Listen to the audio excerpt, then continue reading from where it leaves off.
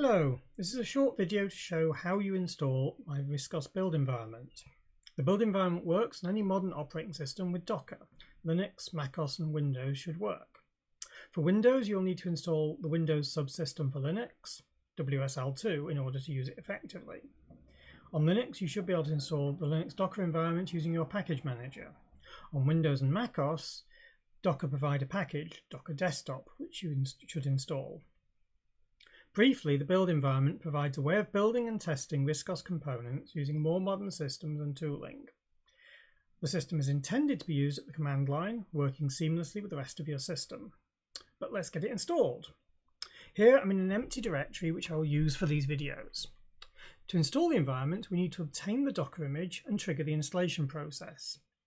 I'm going to install the tools that we can use into the bin directory in my home directory, as this is already on my path. If you have a different location that you wish to install them, you can use that instead.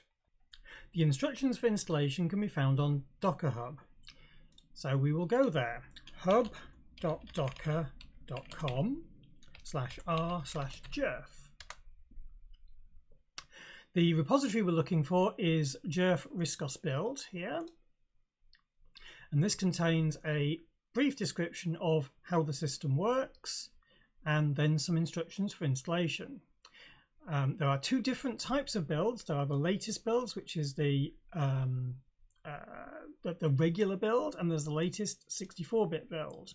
There are versioned builds, so you can use those as well. But the latest version contains, the regular version contains the smaller non-64-bit version, and the 64-bit version has 64-bit tooling in it. So in addition to the regular tooling, it has 64-bit build tools. We're going to copy this command line and then we're going to go and edit it. So we go over here, paste it, and then we go in and we edit this. So it puts, instead of in user local bin, we need to put it into /bin, my home directory bin. So this will then download the image, and then it will try and extract it and do the installation. The directory you're writing into must be writable. If it's not writable, the installation will fail and you will get a message telling you as such. All of the downloads here are relatively small. The installation for the 64-bit version is about 1.4 gigabytes, I think. The regular version has a slightly smaller footprint. Here we go, it's extracting. Thinking about it. And then installing. There we go. All of the tools have now been installed. And if we have a look in /bin, we can see a number of RISC OS tools in there. Most of the tools will have some extra information about what they can do. So there was a suggestion of using RISC OS shell help on that web page, so we use that, and it will then give us a message telling us that this is the help for the tooling.